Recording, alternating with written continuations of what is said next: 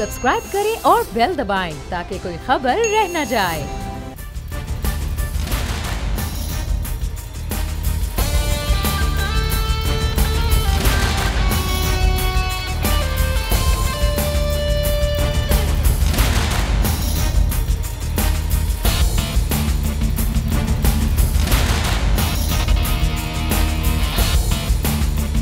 अस्सलामुअलैकुम। Special report with Mudassar Iqbal के साथ हाजिर खिदमत है। नाज़रीन, आज प्रोग्राम का आगाज़ तुम करना चाह रहे थे तुर्क सदर रजब तैयब एर्दोगान के पाकिस्तान के दौरे के, और जो पार्लियामेंट में मुश्तरका इजलास से खिताब करते हुए उन्होंने जितनी खूबसूरत बातें की है। लेकिन उससे पहले खबर आपको देते चलें, वो वज़ीर आज़म पाकिस्तान इमरान खान की सहाफ़ियों से गुफ्तगू के दौरान की गई कुछ ऐसी बातें हैं जिन्हें आज हम प्रोग्राम के आगाज़ में करना चाहेंगे। वज़ीर आज़म पाकिस्तान इमरान खान ने दो बड़ी अहम बातें की हैं। एक ये है कि जो करप्ट होता है फ़ौज का उससे डर होता है, क्योंकि एजेंसीज तमाम तर चीज़ें देख रही हैं कि कौन क्या कर रहा होता है। दूसरा मामला उन्होंने जमीयत उलमा इस्लाम फ़िक़्ह के सरबराह मौलाना फजलुर रहमान के हवाले से कि जो उन्होंने धरना दिया, धरने के बाद जो धरना उन्होंने ख़त्म किया और उनका बयान कि उन्हें यकीन दहानी करवाई गई, उन्होंने कहा कि इस पर उन पर आर्टिकल 6 का मुकदमा दर्ज होना चाहिए।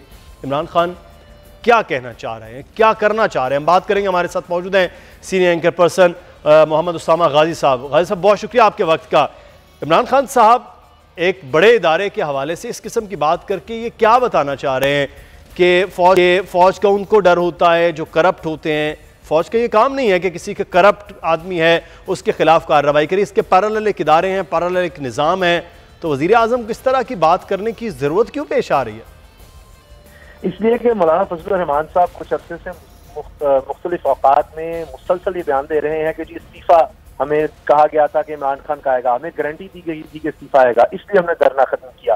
और आपको याद होगा कि उस वक्त भी वो इशारे देते रहे कि जनाब इदारे जिससे उनकी मुराद फौज थी, बल्कि वाज़ेह तौर पर कहते रहे कि फौज जो है वो हुकूमत का साथ छोड़ दे और हमारे साथ आए, यानी वो हुकूमत को गिराए। और उस पर बार बार आसिफ गफूर साहब जो उस वक्त DGSPR थे वो ये बात कहते रहे कि हमारा कोई लेना देना नहीं है धरने से, हम आइन और कानून के पाबंद हैं और हम उसी के साथ रहेंगे। हमने कभी वोट नहीं किया, माजी में कुछ धरने हुए हम हुकूमत के साथ खड़े रहे थे, ये कोई ढकी छुपी बात नहीं है। उस दौर में तहरीक इंसाफ धरना दे रही थी, क्या उस वक्त की हुकूमत गिराई गई? क्या मियां नवाज शरीफ साहब के खिलाफ कोई क्यों हुआ था? नहीं। अब मौलाना साहब बार बार ये कहते हैं कि जनाब परवेज इलाही को जो उनके पास राज है वो बता दें सबको और ये इस्तीफा। अब किसी भी जमहूरी दौर में या जमहूरियत में आइन और कानून के तहत आइन में दर्ज है कि किसी भी वज़ीर आज़म को निकालने का क्या तरीकाकार है। या तो उसको अदालत निकाल सकती है, और अगर दूसरा तरीका यह है कि जनाब पार्लियामेंट के थ्रू उसको निकाला जा सकता है, वोट ऑफ नो कॉन्फिडेंस हो। अब इस तरह से नहीं, आप धरने में जाकर खुद एक एडमिशन कर रहे हैं फजलुर रहमान साहब कि जनाब हमें गारंटी दी गई। भाई किसने गारंटी दी? आपने किससे गारंटी ली? क्या आप इसका मतलब है आइन और कानून और मुल्क की सालमियत के खिलाफ एक इलेक्टेड गवर्नमेंट के खिलाफ साजिश कर रहे थे? आप एडमिट कर रहे हैं कि आप साजिश कर रहे थे। तो इस तरह से वो आर्टिकल 6 की बात कर रहे हैं। यहाँ तक आपका बड़ा जबरदस्त सवाल है कि फौज का उन्होंने क्यों हवाला दिया। वो इसलिए कि हमारे माजी में यही देखा गया कि ये नून लीग और पीपल्स पार्टी एक दूसरे के खिलाफ जाकर फिर फौज से जाकर मिलते थे और कहते थे कि जनाब इस हुकूमत को कमजोर कर दें, गिरा दें, हमारा साथ दें। वही फजलुर रहमान साहब चाहते थे। लेकिन इमरान खान इस तरफ इशारा कर रहे हैं कि देखिए जो शख्स हमारे यहाँ वज़ीर आज़म बनता है, पीपल्स पार्टी के दौर में क्या हुआ कि जनाब वो अदलिया से एक मसला बन गया। नवाज शरीफ साहब का भी अदलिया से इसलिए मसला बन गया कि आप करप्ट हैं, वहां पर केस जा रहे हैं आपके, और आपने कहा जी बुत हैं, इनको गिरा दो, निकाल दो, और ये 22-20 करोड़ आवाम नहीं फैसला मानते, इन जजों का 5 लोग आपका फैसला इनको छोड़ेंगे नहीं, ये कर देंगे, वो कर देंगे, इनके बच्चों पर हम तंग कर देंगे जिंदगी, तुम कुछ अर्से के लिए हो, ईंट से ईंट बचाने का जरदारी साहब कहते हैं कभी।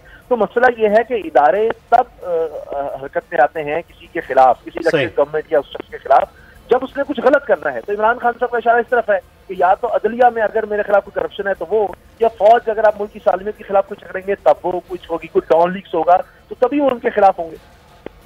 अच्छा उसामा, एक चीज़ आज हमने ये गुफ्तगू के दौरान ये भी सुनी, जब वो मीडिया से खासे नाला है, मीडिया ने हमेशा से साथ भी दिया, जिसका इजहार भी उन्होंने किया कि मेरा 40 साल से ताल्लुक़ है मीडिया के साथ, लेकिन मीडिया हुकूमत के किसी इक़दाम के हवाले से सवाल कर रहा है, तनकीद कर रहा है, तो वज़ीर आज़म उस पर अब नाला हैं। बहुत से चैनल के हवाले से उन्होंने बड़े सख्त किस्म का रवैया भी अपनाया है।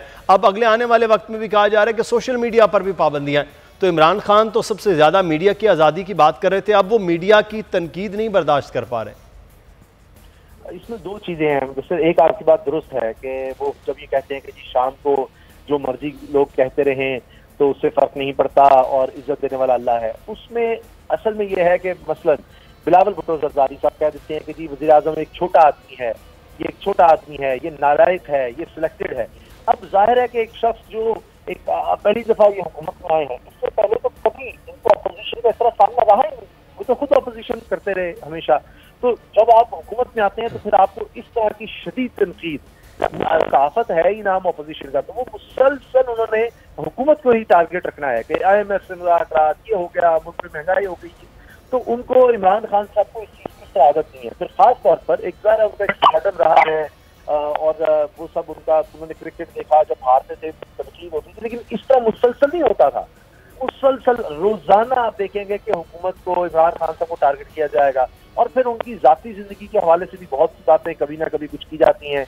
अभी आप देख रहे हैं अब्दुल कादिर पटेल साहब ने क्या बात कर दी कौमी असम्बली में, फिर वही बातें मीडिया में होती हैं, तो उस पर उन्होंने ये, वो तो जाहिर है मीडिया का काम मीडिया ने करना है, तो कहीं ना किसी हद तक इमरान खान साहब को उसको बर्दाश्त करना होगा। बिल्कुल सही, और बर्दाश्त भी करना होगा और चीज़ों को देखना भी होगा कि हुकूमतों पर इस तरह की तनकीद वो भी करते रहे हैं, मीडिया भी करता रहा है, मीडिया उनके साथ भी और उनके अपने बयानात को भी उसी तरह से शाया करता रहा। बहुत शुक्रिया मोहम्मद उसामा गाजी साहब। और पाकिस्तान के बल्कि बरे सगीर के मुसलमानों का पाकिस्तान के बनने से भी पहले करीब 100 साल खिलाफत मूवमेंट को अब होने को आए हैं, तब से एक बड़ा गहरा ताल्लुक है जिसका इजहार आज पार्लियामान के अंदर भी किया गया। और कश्मीर जैसे मसले के ऊपर इतना खुल के किसी भी मुल्क के सरबराह ने जो बात नहीं की, वो आज रजब तैयब उर्दवान की जानिब से की गई है। पाकिस्तान इससे कितना अपने इस केस में, कश्मीर के खास तौर पर हम बात करें, उसको आज मजबूत समझ रहा है, मजबूत महसूस कर रहा है। नहीं, यकीनन कश्मीर के कास को तो मजबूतियत और मजबूतियत मिलेगी, इसलिए कि अगर मलेशिया का के प्राइम मिनिस्टर कहें कि जी इंडिया ने इन्वेड किया है कश्मीर को, ये बहुत भारी लफ्ज़ है किसी डिप्लोमेटिक स्टेटमेंट में, और इस तरह अगर ये टर्किश सदर जब वो कश्मीर के बारे में इतने दबंग अल्फाज में बात करें, गो कि उन्होंने डिप्लोमेटिक तरीका भी अख्तियार किया कि इसको डायलॉग के ज़रिए और पीस के ज़रिए इसको करना चाहिए, और इंडिया ने कानून बनाकर ये ज़्यादती की है, जो उनका इशारा था 370 और 35A के तरफ। लेकिन इससे पहले कि मैं और आगे चलूँ, एक आध मिनट इस पे लूँ, आपके जो पूरे इस वक्त विज़िट है, इसको मैं चाहता हूँ कि एक तनाजुर दे दूँ, एक इसके डायमेंशंस दे दूँ। इसके 3 तनाजुर हैं तैयब उर्दगान साहब के विज़िट के। एक पहला तनाजुर है पाकिस्तान और उनके जो डायलॉग्स चल रहे हैं, उसका पहला तनाजुर है बायलैटरल, जो कि असल महवर है इस विज़िट का और इससे पहले जो बाकी विज़िट होते रहे हैं। उसके बाद है ये बायलैटरल को जब तक कि हम मल्टीलैटरल डिप्लोमेटिक तनाजुर में नहीं देखेंगे, मल्टीलैटरल रिलेशन के तनाजुर में नहीं देखेंगे, तो हमें बात पूरी समझ नहीं आएगी। बायलैटरल का तो आपने देख लिया कि कश्मीर का उन्होंने साथ दिया, FATF के बारे में उन्होंने बता दिया कि कश्मीर और FATF इसके बावजूद के तुर्की पर इतना ज़्यादा दबाव है, हम चाहेंगे कि हम उनका साथ देते रहेंगे। और जो सियासी तौर पर जो एक हमारी इमोशनल अटैचमेंट है सियासी रिलेशन से, इकनॉमिक रिलेशन में अभी हम उधर नज़दीक कहीं नहीं पहुँचे हैं, तो उन्होंने बताया कि हम दुख और खुशी में साथ साथ हैं बिल्कुल। और ये रिश्ता, या भी दोबारा पॉलिटिकल बयान जो चल रहा है, ये रिश्ता जो है ये इश्क और मोहब्बत का है। ये बहुत कम सुनेंगे आप दुनिया अक़वाम में इस किस्म के बयानात। और फिर ये है कि उन्होंने कहा कि जी पाकिस्तान, ये जो आप बात कर रहे थे खिलाफत तहरीक के, तो उन्होंने जिक्र किया तैयब उर्दगान ने कि जी 1820 की यानी खिलाफत मूवमेंट में हमें याद है कि पाकिस्तानियों ने हमारा किस तरह साथ दिया था। हम जिस तरह पाकिस्तान ने 100 साल पहले हमारा साथ दिया था, 100 साल का लफ्ज़ नहीं उन्होंने इस्तेमाल किया उस मूवमेंट में, आज़ादी में और खिलाफत, उसकी उस जैसी हम पाकिस्तान का उसी तरह साथ देंगे कश्मीर के हवाले से। ये एक बहुत बड़ा बयान आ गया, क्योंकि अगर इस बयान को अगर आप दुनिया के लीगल पैराहे में देखें तो लीगल पैराहा दुनिया का ये है जो अक़वाम मुत्तहिदा जनरल असम्बली की जो एक रेजोल्यूशन है 2649, उसी तरह सिक्योरिटी काउंसिल के 6 रेजोल्यूशन है कश्मीर के बारे में, और 2649 में ये है कि दुनिया के ममालिक जब भी कहीं कोई कौम, कोई ग्रोह, कोई भी इलाके के लोग अगर अपनी खुद इरादियत की जंग लड़ रहे हों तो जनरल असम्बली रेजोल्यूशन 2649 के तहत दुनिया अक़वाम के ममालिक और लोग उनकी मदद दामे दरहमे सुखने कर सकते हैं। इसका मतलब बहुत गहरा है। ठीक, तो आगे जाके कश्मीर में बहुत किस्म की मुदाखलत हो सकती है इस बयान के पैराहे में लीगल फ्रेमवर्क में देखा जाए तो। अब आ जाते हैं कि ये मेरे लिए बहुत ही अहम बात थी। बाकी अब जो बात तीसरी मैं करना चाहता था, कॉन्फ्लिक्ट जोन, वो भी मल्टीलैटरल में आ जाती है। बायलैटरल में तो भी सारी तिजारत की बात हो गई, इतना बड़ा वफ्द आया, स्ट्रेटेजिक और इकनॉमिक टाइज़ और स्ट्रेटेजिक कोऑपरेशन पे ये भी अब साइन होने वाले हैं हमारे। उसके अलावा हमारे अहम कुछ एग्रीमेंट्स पे ड्यूल नेशनलिटी के बाकी तिजारत के हवाले से जमील साहब अगर हम बात करें थोड़ी देर में, तो पाकिस्तान का ताल्लुक तो बड़ा गहरा है खान साहब, लेकिन पाकिस्तान का जो तिजारत का हजम है वो बहुत छोटा सा है टर्की के साथ भी। तो इसको आप समझते हैं कि इस दौरे के बाद और जो इस वक्त सरमायाकारी के हवाले से बार बार इमरान खान बात कर रहे हैं, तो इसके बाद ये बढ़ने की उम्मीद है? क्योंकि ताल्लुक जब तक मुआशी तौर पर, तिजारती तौर पर मजबूत ना हो, उसके फ़वाइद दोनों मुल्क हासिल नहीं कर पाते। आपको इस दौरे से लगता है कि तिजारती मामलात में भी हम बेहतर हो जाएंगे? अब तक तो यही होता आया है, उम्मीद कायम रखनी चाहिए। कोताही कहाँ है उसका भी मैं इशारा कर देता हूँ, लेकिन इस वक्त जो खित्ते में हालात चल रहे हैं, और मेरा इशारा ये है कि जहाँ टर्की की डायरेक्ट इन्वॉल्वमेंट सीरिया में हुई है, इराक में हुई है, और सीरिया में अगर डायरेक्ट इन्वॉल्वमेंट हुई है तो दूसरी तरफ से रशिया एक तरफ से दोस्त है, दूसरी तरफ से उसकी फ़ौजें बशर अल-असद और ईरान की फ़ौजों के साथ मिलके वो नॉर्दर्न सीरिया से धकेल रही हैं, टर्किश फ़ौजियों को धकेलने की कोशिश कर रही हैं। तो उसमें बहुत सारे मफादात हैं। लीबिया की बात कर लें, लीबिया में टर्किश फ़ौजें मौजूद हैं और साथ दे रही हैं अक़वाम मुत्तहिदा की रिकग्नाइज्ड गवर्नमेंट का, जबकि दूसरी तरफ यूएई और सऊदी अरेबिया, इस तनाज़ुर को समझने की ज़रूरत है। यूएई और सऊदी हफ्तार जो कि लीगली रिकग्नाइज नहीं है और लड़ रहा है लीगली रिकग्नाइज गवर्नमेंट को, उसका साथ तुर्की दे रहा है, तैयब उर्दगान दे रहे हैं उसका। तो ये जब हम तैयब उर्दगान के साथ कुर्बत हासिल करते हैं, और करना चाहिए हमें, और इससे ज़्यादा और क्या बयानात होंगे जो आपने बताया। मैं आ जाता हूँ कि अब तक हम ट्रेड में आगे उम्मीद क्या है, बड़ी अच्छी उम्मीद है। अब तक क्यों नहीं हुआ? 800 मिलियन ट्रेड, इतने ज़्यादा जज्बाती रिलेशन के बाद 800 मिलियन ट्रेड तो कुछ भी नहीं है ना। और उस ट्रेड का भी 800 मिलियन में जो बैलेंस ऑफ ट्रेड है टर्की के फेवर में है। पाकिस्तान तो 284 मिलियन के उसमें सिर्फ वो एक्सपोर्ट करता है वहाँ से। अब आप अंदाज़ा करें, इन तमाम जज्बाती ताल्लुकात और जज्बाती अपने रिश्तों के बावजूद हम FAT ये फ्री ट्रेड एग्रीमेंट हम अब तक नहीं कर सके टर्की से, और जबकि टर्की के ज़्यादातर ममालिक के फ्री ट्रेड एग्रीमेंट है, मासिवाय आर्मेनिया और पाकिस्तान के। जुल्म और सितम देखें, और उसकी वजह क्या है? देखिए, ये जितने भी फैसले होते हैं जब सरबराहान के दौरान, उसके बाद फिर या तो JMC यानी जॉइंट मिनिस्ट्रियल कमेटीज़ हैं जो कि छोटे छोटे ग्रुप्स में अपनी अपनी मिनिस्ट्री के लिहाज से उन मामलात को मंतकी अंजाम तक पहुंचाते हैं, या फिर जिस तरह भी मीटिंग दो सरबराहान कर रहे हैं और अपने ग्रुप्स लेके आए हैं, उसका फॉलो अप। प्रॉब्लम हमारे यहाँ ये है कि उसके फॉलो अप नहीं होते जिस अंदाज में होना चाहिए। हमारी अब जो ease of business world bank ने कुछ दिया है, उसमें भी प्रैक्टिकली अभी उसमें बहुत सारी चीज़ें देखने को बाकी हैं। तो जब टर्की के लोग आते हैं या बाहर, मैं जब खुद सफ़ीर था यूएई में, तो वहाँ के रूलर्स मुझे कहते थे कि हमारे लोग जाते हैं 20-20 इदारों के पास, जब उनको भागना पड़ता है तो वो भाग के वापस आ जाते हैं, और यहाँ लोग पैसे भी मांगते हैं पाकिस्तान में। तो इस किस्म की दिक्कतें और प्रॉब्लम्स जो हैं, तो इनको टास्क फोर्स बनाना पड़ेगा टर्की के हवाले से या चंद और ममालिक, कि जहाँ किसी को किसी किस्म की कोई दुश्वारी आए तो वन विंडो के ज़रिए, जिस तरह प्राइम मिनिस्टर सेक्रेटेरिएट में भी अपने किया है, लेकिन उसको मजबूत बना। तो जब ये सिलसिला शुरू हो जाएगा तो टर्की तो इस वक्त जमील साहब बड़े अहम आपने हवाले से बात की है कि पाकिस्तान में तिजारत का हजम ही इसलिए इन ममालिक का नहीं बढ़ पाता कि यहाँ पर पाकिस्तान के अंदर ही इतनी मुश्किलात हैं कि अगर 70 साल में इन ममालिक के साथ, जिनके साथ जज्बाती वाबस्तगी भी है, दोस्ती भी है, ताल्लुक भी है, और इलाके के जो ममालिक हैं उनके साथ भी हम तिजारत के हजम को उस तरह से बढ़ा नहीं पाए। लेकिन एक चीज़ मैं आपसे ये जानना चाहूँगा, आपने अभी कुछ देर पहले खित्ते के हवाले से बात की है, उसमें हमने पिछले दिनों में देखा मलेशिया में समिट थी कश्मीर के हवाले से। मलेशिया, टर्की, ईरान और फिर पाकिस्तान चौथे मुल्क के तौर पर शामिल होना था, लेकिन पाकिस्तान नहीं जा सका। उसमें कुछ मजबूरियां भी पाकिस्तान की थीं, कुछ ताल्लुकात भी OIC के हवाले से मामला थे। अब ये ममालिक हैं जो कश्मीर के हवाले से खुलकर बात कर रहे हैं। एक तरफ OIC है जिसका इजलास होना था, जिसका एजेंडा भी अभी मतलब वो क्लियर नहीं कर पा रही है OIC और लेतुलाल से काम ले रही है कश्मीर के हवाले से। तो फिर पाकिस्तान को अपना स्टांस कहाँ रखना है? क्या अरब ममालिक के साथ पाकिस्तान किसी तरह से भी अपने ताल्लुकात को रिविजिट कर सकता है या इन ममालिक के साथ ताल्लुकात को मज़ीद बढ़ा सकता है? तो पाकिस्तान का नुकसान और फ़ायदा किस में होगा?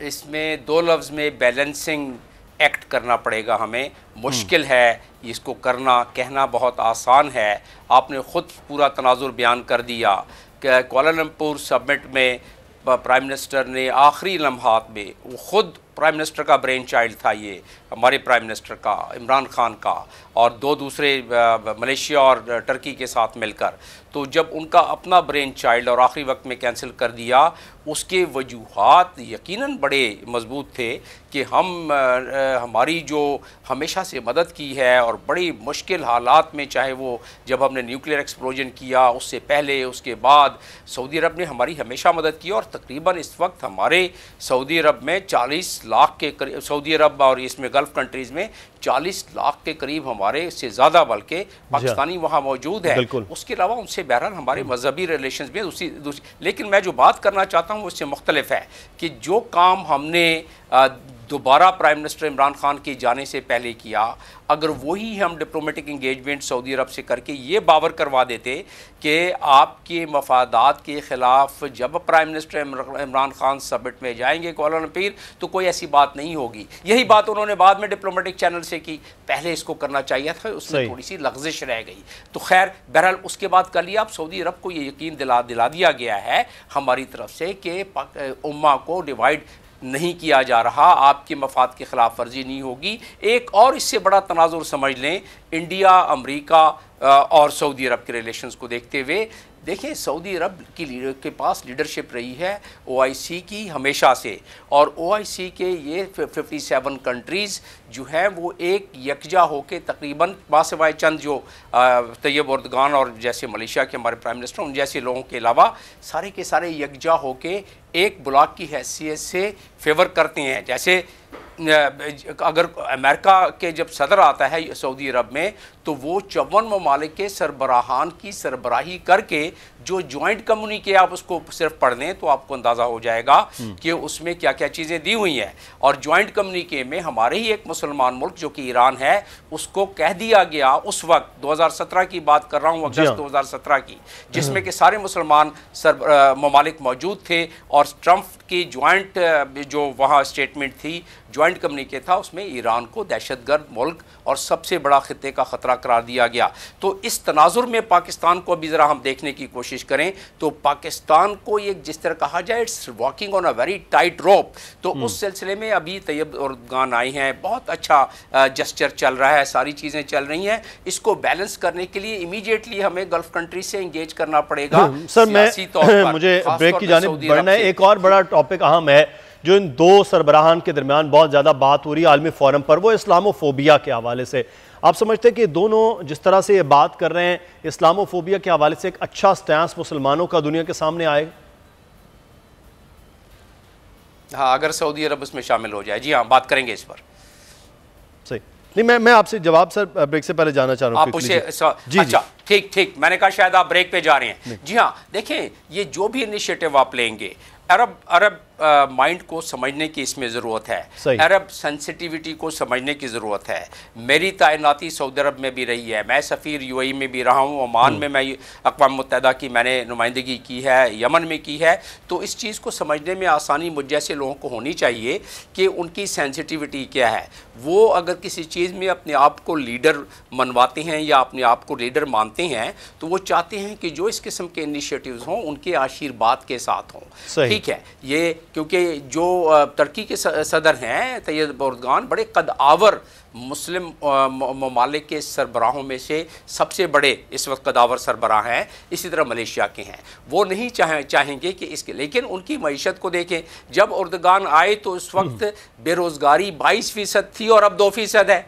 जब उर्दुगान आए तो उस वक्त तकरीबन $7 बिलियन का जो आपने बड़ा जमील अहमद खान साहब बड़ा अहाता किया कि अगर ये इस किस्म की आलमी सतह पर चाहे इस्लामोफोबिया का मामला है, मुसलमानों के इकट्ठे होने का मामला है, उसमें अरब ममालिक चाहते हैं कि वो लीड करें और उनकी लीडरशिप के साथ ये हो, लेकिन दूसरी तरफ पैरेलल जो है वो एक नए ताकतवर ममालिक के तौर पर मलेशिया और टर्की हैं जिनकी अपनी ताकत बहरहाल पूरी दुनिया के सामने। पाकिस्तान को बैलेंस करके चलना है, ये सिर्फ बात करने का नहीं लेकिन ये मुश्किल काम है। बहुत शुक्रिया जमील अहमद खान साहब हमारे साथ मौजूद सफ़ीर और तजज़ियाकार। हमें ब्रेक लेना है, ब्रेक के बाद वापस आएंगे, मज़ीद मौज़ूआत के हवाले से बात होगी, हमारे साथ रहिए।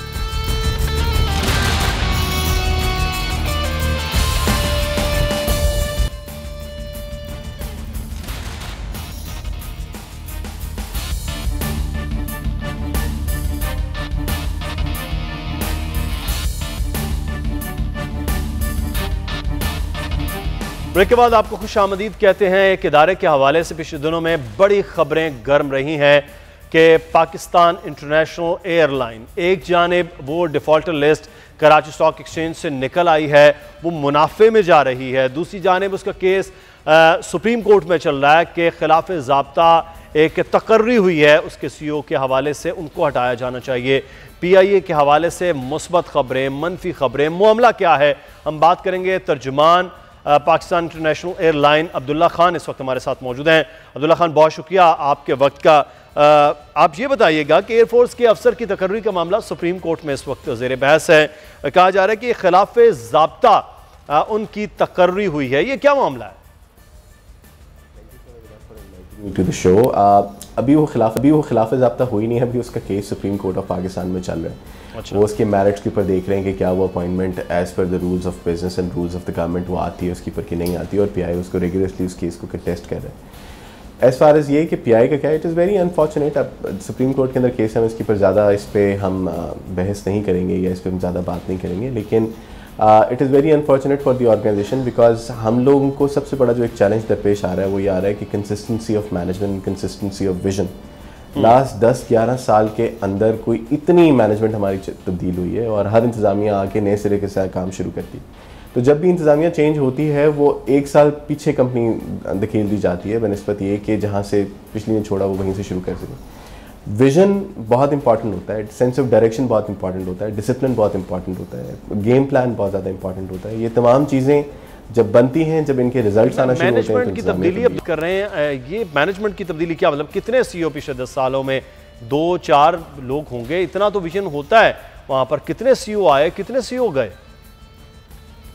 इसका जवाब देने से पहले मैं आपको ये बताऊं कि अगर आप अपने आसपास की एयरलाइंस को देखें, गल्फ कैरियर्स को देखें, तो एक एयरलाइन है जिसका CEO अभी 17 साल बाद चेंज हुआ। अच्छा। दूसरी जो एक अमारात की एक बड़ी एयरलाइन है उसका CEO 11 साल बाद चेंज हुआ है। कतर का CEO जो है वो 20 साल से अपनी जगह के ऊपर कायम है। इवन यूरोपियन एयरलाइन लुफ्तांसा वगैरह का एवरेज CEO की लाइफ को 11 साल होती है कि वो जगह के ऊपर रहते हैं। और ये कंसिस्टेंसी मैनेजमेंट को दी जाती है ताकि वो एक प्लान बनाए और उस प्लान को इम्प्लीमेंट करे। उसका जो भी विजन है, जो भी उसका बिजनेस प्लान है, वो दूसरे तीसरे साल रिजल्ट देना शुरू करता है, चौथे पाँचवें साल वो उसको रेक्टिफाई करते हैं, कोर्स करेक्शन करते हैं और उसको ठीक करते हैं। अनफॉर्चुनेटली आपकी सुन के हैरत होगी कि पिछले 10 साल में PI के अंदर 13 CEO। चलें, ये तो फिर लाइन की बदकिस्मती है कि वहाँ पर महीनों के हिसाब से CEOs आते हैं, लेकिन असल जो मामला आज हमने आपको यहाँ दावत दिया वो है ऑडिट रिपोर्ट के हवाले से, जिसका बड़ा चर्चा रहा है। ये ऑडिट रिपोर्ट का मामला क्या है? FE की खरीदारी का क्या मामला है? ये क्या गबन हुआ कि आपके हवाले से ऑडिटर जनरल की ये रिपोर्ट सामने आई है? Thank you so very much, आपने ये सवाल किया और बहुत शुक्रिया आपने इस बात के ऊपर हमें मौका दिया। इस मीडिया की टर्मिनोलॉजी में टाइमिंग एंड ऑप्टिक्स बहुत ज़्यादा मैटर करते हैं। पिछली हेयरिंग के दिन एक 70 करोड़ के IFE की खबर लगती है। अगली हेयरिंग से पहले एक ऑडिट पैरा, और वो भी ड्राफ्ट ऑडिट पैरा, बार बार मीडिया के चंद हल्कों में ये बांटा जाता है कि उसको ये इस तरीके से चलाएं। पहली बात तो ये कि जो ऑडिट पैरा जिनका जिक्र हो रहा है वो सारे के सारे ड्राफ्ट पैरास हैं, वो अभी फाइनल पैरा नहीं बने। उसके ऊपर PI ने शदीद अपने खदशात का इजहार किया और वो खदशात का इजहार हमने ऑडिटर जनरल पाकिस्तान को मुतअद्दिद बार रिकॉर्ड भी करा दिया है कि as per government of Pakistan rules and as per AGP के अपने जो कवानीन हैं उनके तहत भी आप सुडोनमस या अनोनमस यानी गुमनाम कंप्लेंट्स पे पैरा नहीं बना सकते। अच्छा। ऑडिटर जनरल ऑफ पाकिस्तान ने पहली दफ़ा हमें कोई दिसंबर के अंदर एक कंप्लेंट्स हमें पेश की जिसके ऊपर कोई सिग्नेचर नहीं थे, किसी का नाम नहीं था और उसके ऊपर रिकमेंडेशंस भी लिखी हुई थी। सही। और 2 महीने गुजरने के बावजूद उन्होंने उसी रिकमेंडेशन को आगे चलाया हुआ, उसके ऊपर ऑडिटर जनरल के ऑफिस ने कुछ ज़्यादा उस पर खुद से कोई काम नहीं किया। वो ज़्यादातर पैराज जो हैं वो डायरेक्टेड हैं, वो ज़्यादातर पैराज जो हैं वो एक सर्टन सेगमेंट को टारगेट कर रहे हैं जो कि इंतज़ामिया है या इंतज़ामिया के साथ मुंसलिक है, और वो उसी को बार बार उसको करते हुए जा रहे हैं। हमने उसका जवाब बनाया हुआ है, हम उसका जवाब देना भी चाहते हैं, लेकिन हम उस चीज़ को ये चूँकि प्रोसेस के गलत प्रोसेस के ऊपर बेस करते हैं तो हम उसको ऑथेंटिकेट नहीं करना चाहते उसका जवाब देकर। हमने ऑडिटर जनरल पाकिस्तान से इस मामले को टेकअप किया है कि ये आपकी अपने रूल्स के खिलाफ वर्जी है, ये अपने रूल्स के खिलाफ अपने पैरा बनाया है। आप हमारे पास आएँ, आके आप खुद से इन्वेस्टिगेट करें, खुद से इन्वेस्टिगेट करके आपको जो मिलता है आप उस पर पैरा बनाएं। ऑडिटर जनरल का एक अपना मैंडेट है, हम उस मैंडेट का रिस्पेक्ट करते हैं। वो जब भी वो इन प्रोसेस भी हमारे पास आते हैं और वो पैरास बना के जाते रहते हैं और हम उनको बहुत टाइमली उनको एड्रेस करते जाते हैं, उनसे हम बहुत ज़्यादा सबक भी सीखते हैं और उनसे हम अपना कोर्स भी करेक्ट करते हैं। लेकिन इस वाली चीज़ के प्रोसीजरल के अंदर लैप्स आ गए जो कि हम सर। अच्छा, मैं यहाँ अब्दुल्ला मैं आपसे ये जानना चाहूँगा, FIA का कॉर्पोरेट क्राइम सेल जो है वो भी कुछ तहकीकात कर रहा है, कुछ रिपोर्ट्स हमारे तक तो पहुँची है, पता नहीं आप तक आई हैं कि नहीं है। उसमें एक चीज़ जो है वो सामने आ रही है कि यूनियंस जो हैं वो मुख्तलिफ जमातों से ताल्लुक़ रखने वाली उनकी सियासी जमातों की पुष्टपनाही में ये करप्शन के बड़े मामलात हैं आपके इदारे में, ये क्या मसला है, कौन कौन मुलव्वस है इसमें? अनफॉर्चुनेटली मैंने वो रिपोर्ट अभी तक देखी नहीं है, लिहाजा मैं उस पर ज़्यादा कमेंट कर नहीं सकता। मुझे ये पता था कि प्रिलिमिनरी इन्वेस्टिगेशंस कुछ हुई हैं और उस पर कुछ लोगों के नाम आए, लेकिन इस इदारे को तबाह करने में माशाल्लाह सब ने अपना हिस्सा डाला है और उसमें तमाम सेगमेंट्स ऑफ सोसाइटी के लोग शामिल हैं। बात सिर्फ इतनी है कि अगर हमें इस बात की रियलाइजेशन हो जाए कि जो गलत हुआ उसको ठीक करना है और ठीक करने की तरफ हम अपना सफ़र शुरू कर दें, ये हमारे लिए एक बहुत बड़ी अचीवमेंट है। जिन लोगों ने इस इदारे को नुकसान पहुँचाया है वो खुदा की अदालत में बेचारे जवाबदेह होंगे ही, लेकिन हमारे तो फिर ये बेहतर नहीं अब्दुल्ला सारी हो जाए, निजकारी होने से फिर ये इदारा बेहतर हो जाए, यही फिर बेहतर हाल है कि अगर यूनियंस और ये लोग मदाखलतें हों? देखें, निजकारी एक सलूशन है, लेकिन निजकारी इसका वाहिद सलूशन नहीं है। इस हालत में, जिस हालत में कंपनी अभी है, अगर हुकूमत पाकिस्तान इसको बेचती है तो हुकूमत पाकिस्तान के पास अपनी इतनी सख्त और वो नहीं है कि वो इसके तमाम जो कर्जे इसके ऊपर हैं, जो तमाम लाइबिलिटीज़ हैं, वो उसको बर्दाश्त कर सके। इस इदारे के लिए जो भी मुस्तकबिल का फैसला हुकूमत पाकिस्तान ने करना है वो सिर्फ तभी हो सकता है जब उस इदारे को टर्न अराउंड की तरफ अगर वो कंप्लीट नहीं करते तो एटलीस्ट उसको लेके जाएँ, इस इदारे में डिसिप्लिन लेके आएँ, इस इदारे की परफॉर्मेंस को इम्प्रूव करें, इस इदारे की इंटरनेशनल रैंकिंग बेहतर बनाएँ। हम लोग ऑलरेडी उस डायरेक्शन के ऊपर चल रहे हैं। हमारी सिम्त का तयन बिल्कुल सही है अपनी जगह के ऊपर। जब हम इस इदारे को इंशाल्लाह लेके जाएंगे, इसकी वैल्यू बढ़ेगी, लोगों का कॉन्फिडेंस पाकिस्तान की आवाम का कॉन्फिडेंस जब PIA के ऊपर बढ़ेगा तो ख़ुद ब खुद इसकी वैल्यू भी बढ़ेगी। तो इन एनी केस अभी प्राइवेटाइजेशन की बातें करना या ना करना ये बहुत पहले करने वाली बात है। देखें आगे किस तरह लेके जाता है। एक अहम कौमी असासा है, इस कौमी असासे की।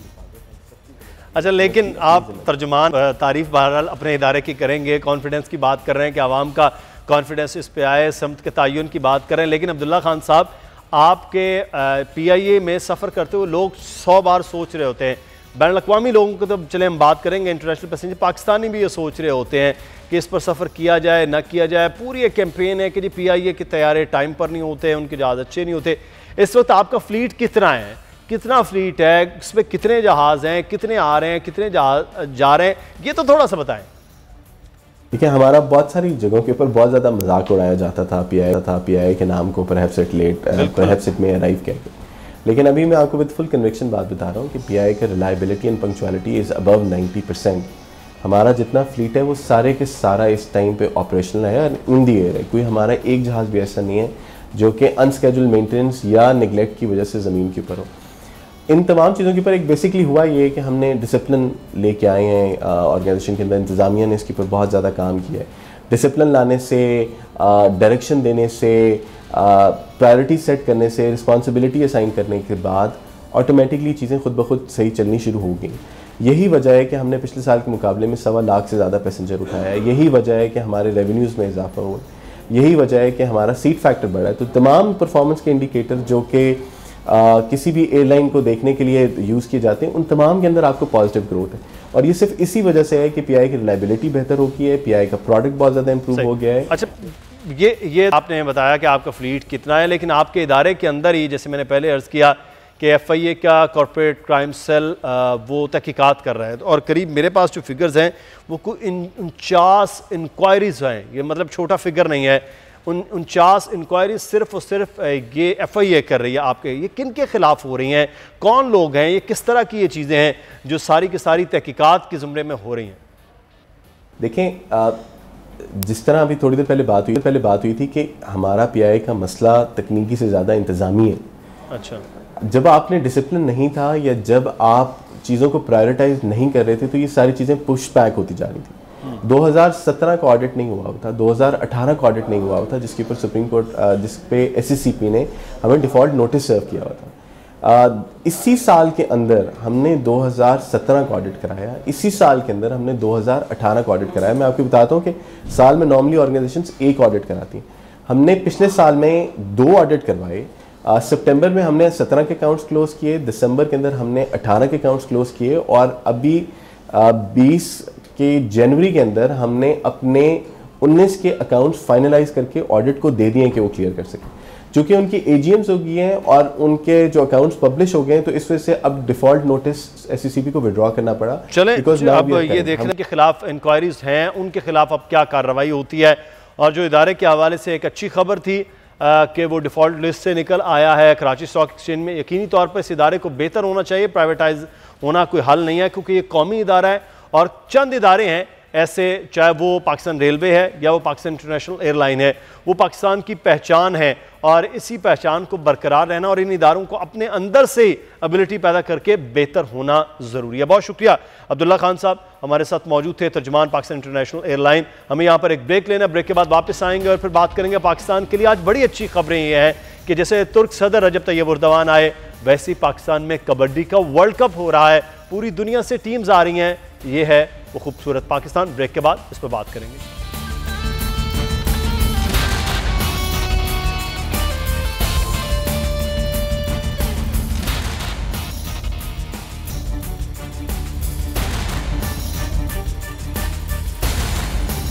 ब्रेक के बाद आपको खुश आमदीद कहते हैं। पाकिस्तान के लिए 2019 और 2020 इसलिए बड़ा शानदार है कि पाकिस्तान में खेलों के मैदान आबाद हो रहे हैं। पाकिस्तान में वर्ल्ड लेवल के इस वक्त प्लेयर्स आ रहे हैं, ज़बरदस्त किस्म के टूर्नामेंट्स हो रहे हैं, और जिसमें आज इस वक्त चलता हुआ वर्ल्ड कप कबड्डी वो है, और पाकिस्तान इस वक्त सेमीफाइनल में पहुंच चुका है। ज़बरदस्त किस्म की टीमें हैं। MCC क्रिकेट टीम एक लंबे अरसे के बाद पाकिस्तान में आई है। PSL सीजन 4 पाकिस्तान में पूरे का पूरा हो रहा है। ये पाकिस्तान के खेल के मैदान से शानदार खबरें हैं जो आपको बता रहे हैं। PSL 5 के हवाले से भी बात करेंगे, लेकिन सबसे पहले हम कबड्डी की सूरत हाल पे बात कर लेते हैं। हमारे साथ एजाज वसीम बाकरी हमारे स्पोर्ट्स रिपोर्टर लाहौर से मौजूद हैं। एजाज, कबड्डी ज़बरदस्त किस्म के मैचेस चल रहे हैं, पाकिस्तान की परफॉर्मेंस भी बड़ी अच्छी चल रही है। इस वक्त क्या पॉइंट टेबल चल रहा है, किसके दरमियान क्या क्या मैचेस हैं, आगाह कीजिएगा। जी मुदस्सिर, कल कबड्डी वर्ल्ड कप के सेमीफाइनल यहाँ लाहौर में खेले जाएंगे। आज राउंड मैचेस का आखिरी मरहला गुजरात में खेला जा रहा है। पाकिस्तान ने अब से थोड़ी देर पहले अजरबैजान को एक सख्त मुकाबले के बाद शिकस्त दी है, और जो अब तक की पॉइंट टेबल बन रही है, आखिरी के बाद पिक्चर मुकम्मल तौर पे क्लियर होगी। लेकिन प्रेडिक्ट ये किया जा रहा है कि सेमीफाइनल में पाकिस्तान का कल ईरान के साथ मुकाबला होगा और भारत का ऑस्ट्रेलिया के साथ मुकाबला होगा। इस टूर्नामेंट के अंदर 3 मजबूत टीमें हैं, पाकिस्तान, इंडिया और ईरान, और कल पाकिस्तान सेमीफाइनल में अगर ईरान के मध्य मुकाबला आता है तो पाकिस्तान को यह मैच जीतने के लिए बहुत मेहनत करनी पड़ेगी, क्योंकि ईरानी टीम एक तो भरपूर तैयारी के साथ आई हुई है, और दूसरा गो के वो पंजाबी नहीं है, उनका कबड्डी कौमी खेल नहीं है, लोकल खेल नहीं है, लेकिन ईरानी पहलवान हमेशा रेसलिंग हो या कबड्डी हो बड़ा जबरदस्त परफॉर्म करते हैं। कल ईरान के साथ सेमीफाइनल खेलेगा और फिर भारत ऑस्ट्रेलिया के साथ खेलेगा। एतवार को लाहौर के अंदर फाइनल मार्का होगा। जी, तो लाहौरी अब इंतजार कर रहे हैं कि फाइनल मार्का जो है वो लाहौर में जब होगा तो इंशाल्लाह पाकिस्तानी टीम उस फाइनल में भारत के मद्दे मुकाबिल भी हो सकती, क्योंकि माजी में भी रिवायती तौर पर सेमीफाइनल और फाइनल में पाकिस्तान और भारत के मैचेस बड़े शानदार रहे हैं। इजाज़, एक और बड़ी अच्छी खबर लाहौर में, क्योंकि आप इस वक्त स्टेडियम में मौजूद हैं, वो है MCC की टीम का। वो पाकिस्तान में आज लाहौर कलंदर्स के साथ उनका मैच है। इंटरनेशनल प्लेयर्स जो हैं वो इस वक्त मौजूद हैं, साबिक जो प्लेयर्स हैं, और बड़ा खुशी भी महसूस कर रहे थे। कल भी हम वो देख रहे थे। ये क्या सीन है MCC की टीम का, और ये किस स्केड्यूल के तहत ये यहाँ पर आए हैं? देखिए मुदस्सिर, पाकिस्तान क्रिकेट बोर्ड ये कोशिश कर रहा था कि नॉन एशियन टीम को पाकिस्तान बुलाया जाए, ताकि एक मिथ बनी हुई है पाकिस्तान में कि नॉन एशियन टीमें नहीं आ सकती। आपके सामने बांग्लादेश खेल के चला गया, श्रीलंका खेल के चला गया, सुपर लीग के मैचेस अब पाकिस्तान में पूरा इवेंट होने जा रहा है। तो एमसीसी को पाकिस्तान क्रिकेट बोर्ड ने दावत दी थी 48 साल बाद। एमसीसी क्लब जो कि प्रेस्टिजियस क्लब है और कस्टोडियन भी है क्रिकेट के कवानीन के। जब भी क्रिकेट के कोई कवानीन बनते हैं, हेलमेट से लेकर एलबीडब्ल्यू के जितने भी डिसीजन होते हैं वो एमसीसी ही मंजूर करता है, यही कस्टोडियन कहा जाता है। तो एमसीसी के पाकिस्तान आने से कम इंग्लैंड की टीम के 2021 से लेकर 23 की जो विंडो है उसके लिए राह हमवार हो सकती है। साउथ अफ्रीका के साथ पाकिस्तान क्रिकेट बोर्ड बातचीत कर रहा था। अब से थोड़ी देर पहले पाकिस्तान क्रिकेट बोर्ड ने प्रेस रिलीज भी कर दिया है कि सुपर लीग के इख्तिताम पर मार्च के आखिरी हफ्ते में साउथ अफ्रीका अब नहीं आ रहा, क्योंकि उनके प्लेयर के ऊपर वर्कलोड बहुत है। तो इस टीम का कुमार संगकारा क्योंकि एमसीसी के प्रेसिडेंट भी हैं और साथ वो एज ए प्लेयर कैप्टन भी बनकर आए हैं। ये टीम पाकिस्तान जब खेल के जाएगी तो इसका ये इम्पैक्ट पड़ेगा, क्योंकि एमसीसी हर साल क्या करता है और खेल की जो क्रिकेट की गवर्निंग बॉडी तो आईसीसी है, लेकिन कवायद और जवाबित और स्पिरिट ऑफ द गेम की जो कस्टोडियन है वो एमसीसी है। तो इससे एक अच्छी पिक्चर जाएगी। जब भी कोई इजलास होगा तो पाकिस्तान का मुकदमा लड़ा जाएगा। और कोशिश पीसीबी ये कर रहा है कि एमसीसी के आने से ऑस्ट्रेलिया, न्यूजीलैंड का और इंग्लैंड की टीमें 2021 से लेकर 23 की विंडो में अपने स्केड्यूल के मुताबिक पाकिस्तान का दौरा कर ये एमसीसी का दौरा जो है वो बड़ा इस लिहाज से अहम है कि पाकिस्तान में जो यूरोपियन टीम्स हैं उनके आने की राह हमवार ऑस्ट्रेलियन टीम की राह हमवार हो सकती है। Ejaz, on lighter note, Lahore Qalandar के साथ उनका मैच है। लाहौर कलंदर की पीएसएल के हवाले से कैसी तैयारी है? फिर हम नादरा से कराची में जाने की तैयारी। आप लाहौर कलंदर की तैयारी कैसी है वैसे? देखिए मुदस्सिर, लाहौर कलंदर क्योंकि नए कप्तान सुहेल अख्तर के साथ मैदान में उतरेगा इस पाकिस्तान सुपर लीग में, आज उनको अच्छी मैच प्रैक्टिस मिल सकती है। आज भी पाकिस्तान के जो टॉप स्टार क्रिकेटर्स हैं, मोहम्मद हफीज मैदान में उतर रहे हैं, फखर जमान हो रहे हैं, शाहीन शाह अफरीदी हैं, इसके साथ साथ हारिस रऊफ को भी आज मैदान में उतारा जा रहा है। और अनएक्सपेक्टेडली हैरान कौन तौर पर कदाफी स्टेडियम के इस वक्त लिबर्टी के बाहर जितनी भी सड़कें हैं वो क्राउड से भर चुकी हैं। 4 स्टैंड इस वक्त फुल हो चुके हैं, बाकी स्टैंड भी मजबूरन पीसीबी को खोलने पड़ेंगे। अनबिलीवेबल क्राउड यहाँ पर देखने में आ रहा है कि एक क्लब का मैच है, लेकिन क्योंकि शायकीन चाहते हैं कि जो होम टीमें हैं वो अपने शहरों में खेलेंगी, तो यहाँ जो क्राउड है वो इस वक्त एमसीसी से बढ़कर पीसीबी को जो सरप्राइज मिला है वो यहाँ हजारों की तादाद में सड़कों के ऊपर शायकीन लाइन बना के खड़े हुए हैं इस मैच को देखने के लिए। ये तो बड़ी अच्छी खबर आप दे रहे हैं कि क्लब लेवल के मैच में इतनी ज़्यादा तादाद जो है वो कज़ाफ़ी स्टेडियम के इर्द गिर्द पहुँच गई है और कज़ाफ़ी स्टेडियम के 4 जो स्टैंड्स हैं वो भी भर चुके हैं। बहुत शुक्रिया एजाज वसीम बाकरी, हमें आगाह कर रहे थे। एमसीसी और लाहौर कलंदर का मैच होगा, लेकिन पीएसएल की तैयारियां कराची में हो रही हैं बड़ी भरपूर तरीके से और प्रैक्टिस सेशन भी हो रहा है क्योंकि अब चंद दिन बाकी रह गए हैं। हमारे साथ इस वक्त मौजूद हैं नादरा मुश्ताक, हमारे कराची से स्पोर्ट्स रिपोर्टर। नादरा, पेशावर ज़ल्मे कराची में तैयारी कर रही है, इस वक्त अपने मैचेस की प्रैक्टिस कर रही है, क्या तैयारियाँ चल रही हैं? जी बिल्कुल, PSL 5 की तैयारियों का सिलसिला जो है वो बिल्कुल आपको नज़र आ रहा होगा। मेरे अख में आप देख सकते हैं कि पेशावर ज़ल्मी ने आज अपनी ट्रेनिंग का आगाज़ कर दिया है। पहले सेशन में इन्होंने फ़ुटबॉल की भी प्रैक्टिस की, अपनी फ़िज़िकल ट्रेनिंग की और बहुत ज़्यादा कसरत की, और अब नेट प्रैक्टिस शुरू हो चुकी है। इस वक्त वो तो नहीं कह सकते कि हथियार जो हैं वो इस वक्त आजमाए जा रहे हैं, बल्कि हथियार तेज़ किए जा रहे हैं बॉलिंग और बैटिंग के ज़रिए। पेशावर ज़ल्मी अपना पहला मैच कराची किंग्स के साथ 21 फरवरी को इसी कराची के नेशनल स्टेडियम पर खेलेगी, और देखना ये होगा कि कराची किंग्स में अब क्योंकि बहुत सारे चेंजेस हो चुके हैं और पेशावर ज़ल्मी में भी इंडक्शन हुआ है, मुल्तान सुल्तान से स्किप करके आए हैं शोएब मलिक, उसके अलावा डैरन सैमी तो पहले से ही हैं, और भी प्लेयर्स हैं जो कि जिनका इंडक्शन हुआ है पेशावर ज़ल्मी में। और अब देखना ये होगा कि आया कराची किंग की जो चेंजेस हैं वो बरूए कार वो लाते हैं। ज़ल्मी जो है हमेशा की तरह ही मार्कस तो बड़े मैच के लिए तैयारियां इस वक्त की जा रही हैं पेशावर ज़ल्मी की जानिब से। कराची किंग्स के साथ उनका मैच होगा। पहला बहुत शुक्रिया नादरा मुश्ताक, हमें आगाह कर रहे थे तैयारियों से मुतालिक। प्रोग्राम से मुदस्सिर इकबाल को इजाज़त दीजिए, अल्लाह हाफ़िज़।